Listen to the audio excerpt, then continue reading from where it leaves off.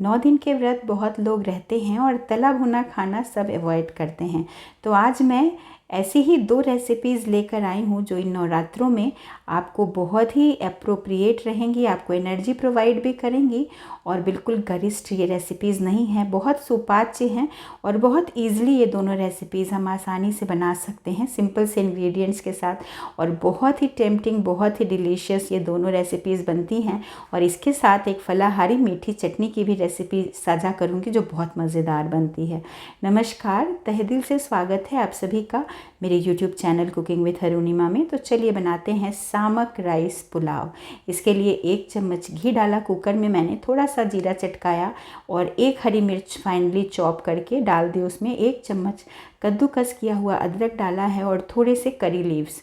इसमें से जो भी चीज़ें आप अगर अपने व्रत में नहीं खाते हैं तो निसंकोच स्किप करिएगा, मत डालिएगा उसको। इसके बाद मैंने इसमें 1 छोटा आलू और 1 गाजर छोटे छोटे पीसेस में काट के डाल दिया और बस 1-2 मिनट ही इसे भूनूंगी और ताकि सब्जियों में थोड़ा सा क्रंच आ जाए। और बहुत ही हेल्दी ये पुलाव बनता है।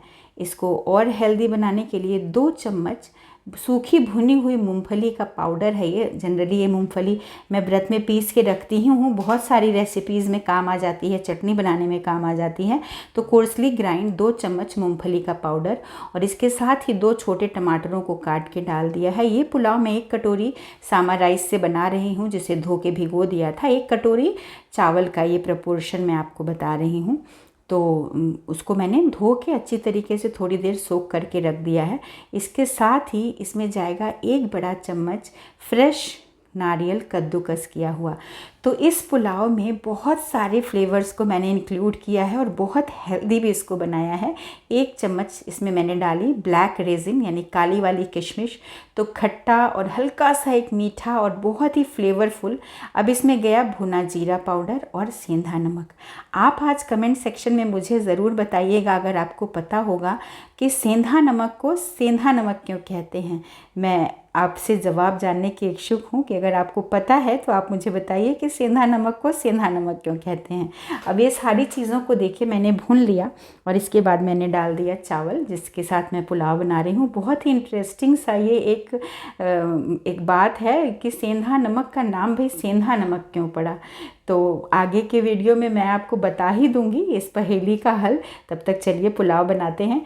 इसको हम भून लेंगे और अगर 1 कटोरी आपने सामक राइस लिया है तो इसमें हम डालेंगे 1.5 कटोरी पानी। ये रेशियो याद रखिएगा तो आपका पुलाव बहुत खिला खिला और बहुत टेस्टी बनेगा। इसके बाद इसको हम थोड़ा सा आधा नींबू का रस भी मैं इसको डालने वाली हूँ।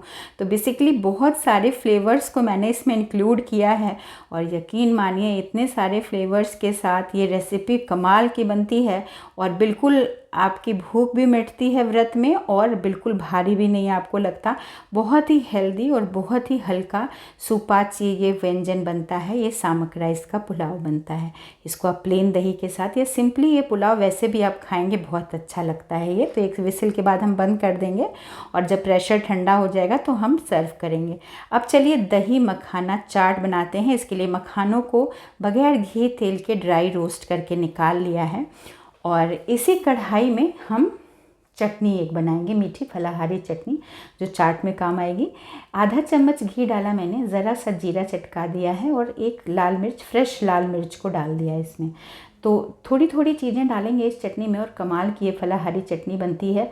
और थोड़ी सी काली वाली किशमिश डाली मैंने और इसको भी हम थोड़ा सा भून लेंगे। और इसके साथ ही 3-4 छोटे गुड़ के टुकड़े हैं, गुड़ नॉर्मल गुड़ जैसे जैगरी जो हम यूज़ करते हैं वो मैंने डाल दिया और ज़रा सा पानी।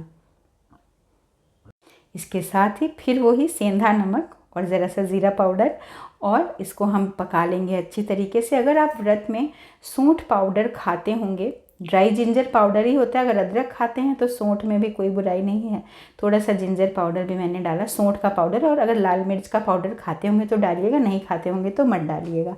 तो ये बहुत मज़ेदार सी ये मीठी चटनी बनके तैयार है जिसके साथ हमारे चाट का टेस्ट बहुत इन्हेंस होगा। आप चाहें तो दही मखाना चाट में एक हरी चटनी भी बना लीजिएगा।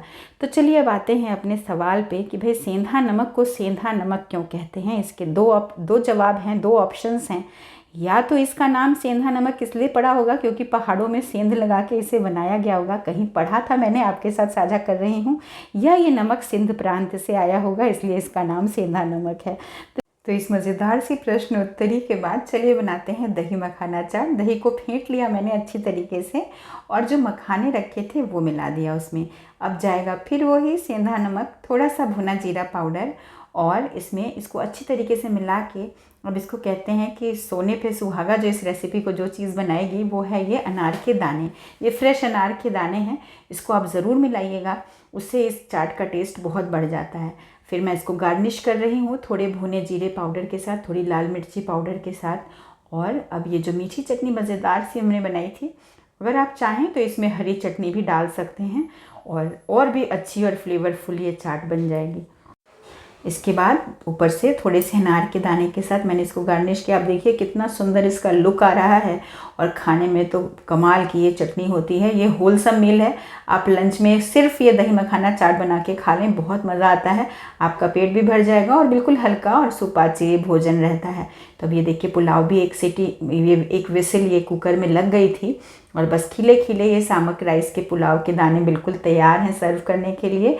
थोड़े से खीरे के टुकड़े के साथ मैंने इसको सर्व किया है। आप चाहें तो इसमें हल्का सा घी डिज़ल कर लें, नहीं भी करेंगे तो भी ये बहुत अच्छे, बहुत ही टेस्टफुल ये सामक राइस के पुलाव बनते हैं।